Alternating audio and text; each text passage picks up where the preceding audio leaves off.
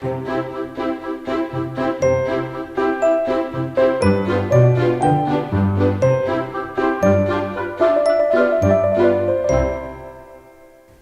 loved punch. He loved the way it transformed a room and a mood. And there's this lovely part in David Copperfield when Mr Micawber comes round for dinner and he's devastated because his water supply has been cut off because he hasn't paid the bill.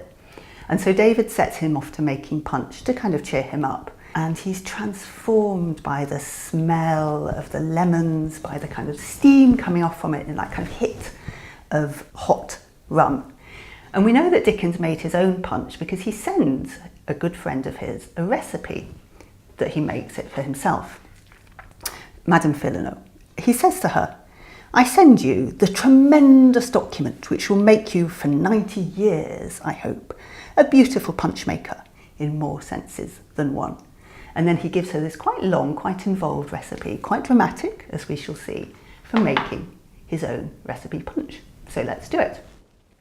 He tells you to start off by peeling 3 lemons. And what you need to do is just be very careful not to get too much of the pith in the way, because that's the bitter part that you don't want. You can have punch hot or cold, actually. We're going to make it hot now because it's a cold time of year.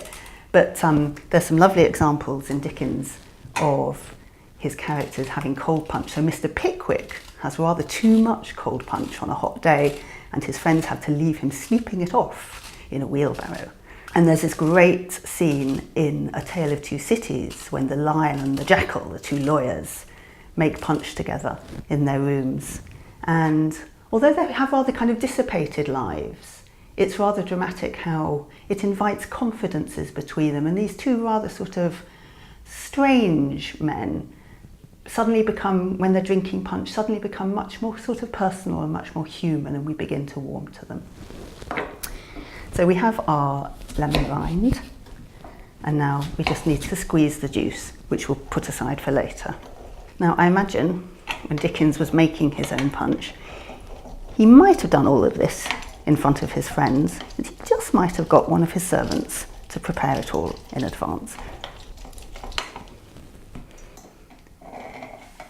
So to our 3 lemon rinds, we're going to add 400 millilitres of rum, or Jamaican rum, as Dickens called it, 250 millilitres of cognac or brandy, and 150 grams of brown sugar.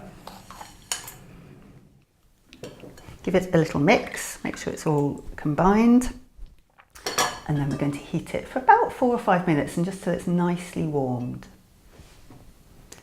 So what we need at this juncture is a lid to put out the flames, have that close to you, a ladle, and a match.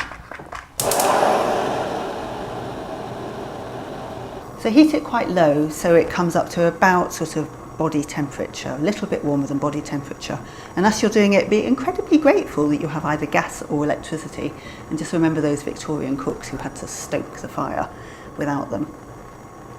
So we're going to get that to warm up and just smell and enjoy all those fumes of rum and brandy coming off it.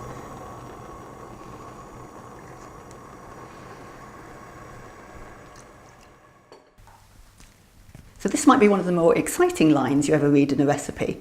Dickens continues, "Set this on fire by filling a warm silver spoon with the spirits, lighting the contents with a wax taper and pouring them gently in." So let's try it. Everything needs to be nicely warm, so put your ladle in just for a minute or 2 just to take the edge off the cold. Light a match. And then give it a good old flame. Pouring that back in. And then just let it flame for a while. And that will burn some of the kind of roughness, some of the alcohol off, because it's quite strong, even though we're going to put a little bit of water in later. So when it's flaming, you need to take a little bit of courage into your hands and put the flames out by putting a lid on.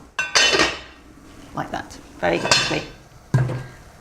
Turn the heat off from underneath. Give it a minute or 2 and you'll discover when you take the lid off that the flames have gone out, but it's still nice and warm. And we're just going to finish it off with a litre of boiling water and the juice of those 3 lemons that we squeezed earlier. So in Dickens's words, he says, at this crisis, you may taste it to see if it's sweet enough. And obviously add a bit more sugar if you want to. I think that's amazing. It doesn't need anything else. And then you can just leave it for as long as you want to. If your guests are late, it won't mind at all.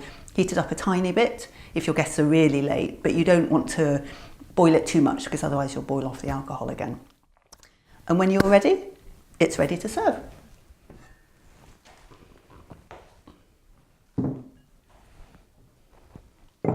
So one of the reasons Dickens loved this drink so much is that it was an incredibly welcoming way of getting your guests in. Imagine walking through a very cold winter's night in Victorian London or being in a very unheated carriage.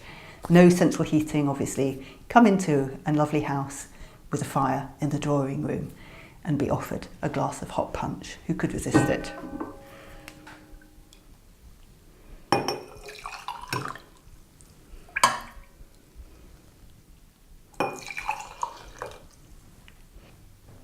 Cheers! And if you'd like to know more about eating and drinking with Dickens and why it was so important to him, come and see the exhibition, Food, Glorious Food, Dinner with Dickens. It's on at the Dickens Museum in 48 Doughty Street in London until the end of April 2019.